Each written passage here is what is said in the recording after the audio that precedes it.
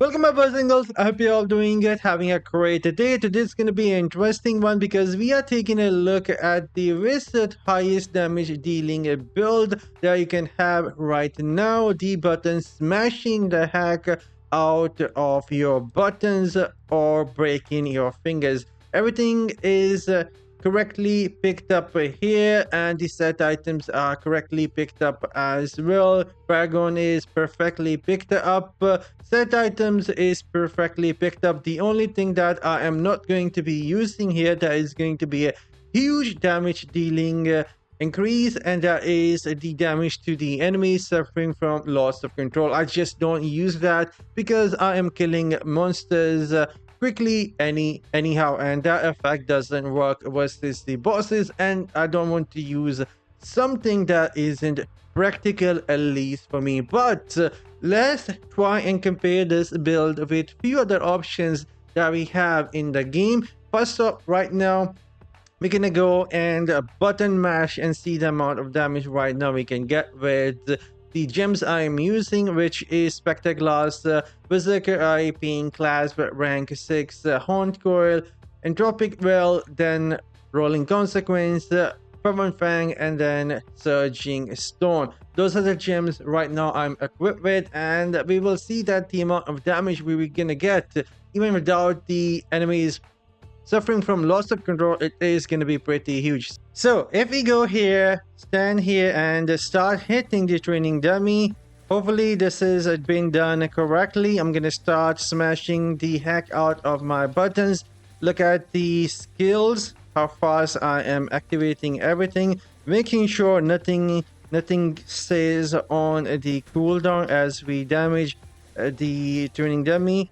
But look at the damage with 2500 reso. I could be doing a lot more if I had the effect of enemies suffering from loss of control is increased. The damage would have been a lot higher. But anyhow, we're still doing a decent amount of damage here with the reso we have, the effects we have.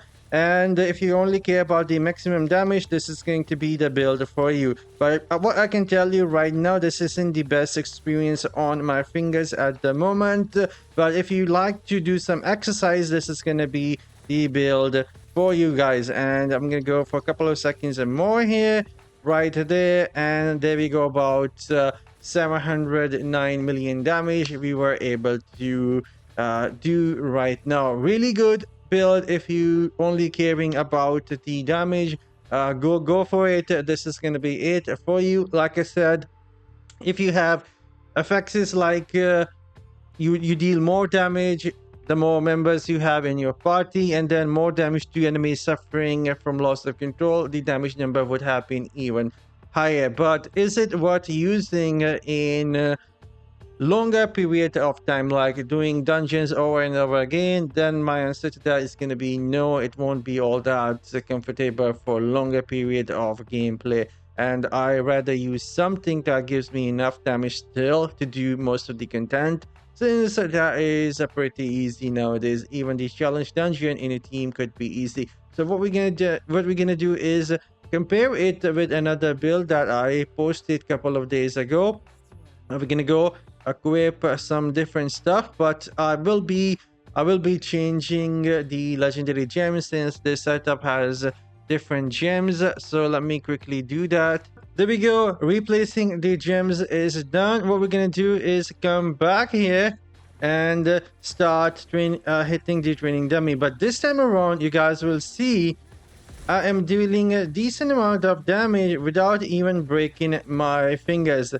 This isn't really bad on my finger. Only thing I have to spam here is basically the meteor. Everything else is just going on cooldown, have some decent amount of cooldown, and I can just keep on hitting the training dummy pretty comfortably. And you only have to use the meteor if you're fighting the monsters.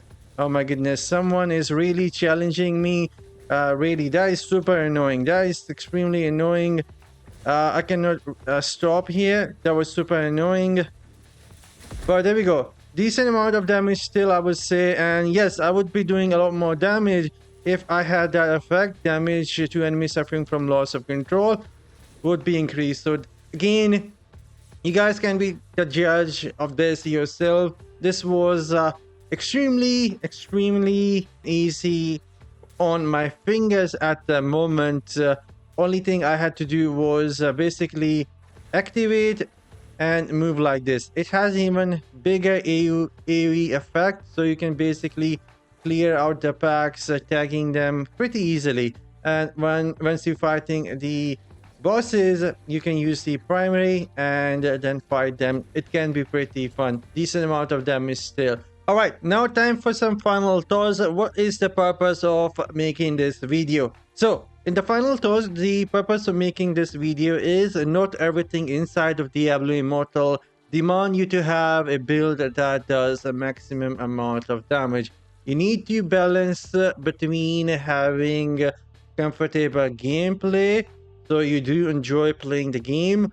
I know that a lot of you guys do enjoy keep on spamming the button. That is fine and enjoy that, but a lot of people out there may be trying to figure out a decent build that gives them a comfortable experience, gives them a balance between mobility and then damage, so they can somewhat enjoy the game. And so you don't need to worry about having a maximum damage for your character just because the next person is trying to seek or maybe trying to promote only using the maximum amount of damage build. Because I have seen few players out there, I'm sorry to say that, if you won't be using a maximum damage build, they're gonna look down onto you and they're gonna feel superior that, oh wow, you just not using a maximum damage build, how dare you, look at my damage, I'm like doing so much more damage. And that is not the case. You should be using a build that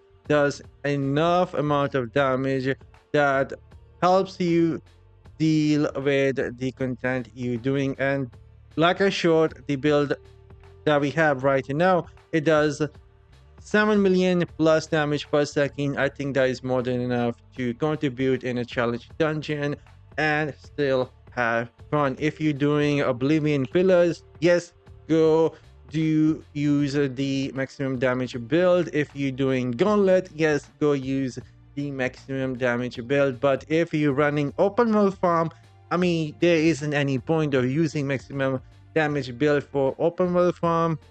If you're using Terra Rift, doing Terra Rift, you don't need to use the maximum damage build. There are better builds out there which basically kill monsters really fast and far easier to use on your fingers. And same for the dungeons. I don't think you need to use the maximum damage build in the dungeon either nowadays. Use something which is more comfortable in a longer period of a gameplay session. That is just what I'm trying to say, because like I said, some people will always want you to use a maximum damage build, and you should be using something which is actually more comfortable for you to play. Because at the end of the day, we're playing Diablo Immortal to have fun, not to prove to other players that yes, I can also use something like a button mash and get the maximum damage. You should be using something which is fun, otherwise you're gonna get a burnout and the game is not going to be fun for you anymore. And the purpose of playing the game is to have fun. So just use something which is enough for the content demand and you should be fine. That is all I wanted to say. Now I'm signing off. You guys take care of yourself. I catch you all in the next one later.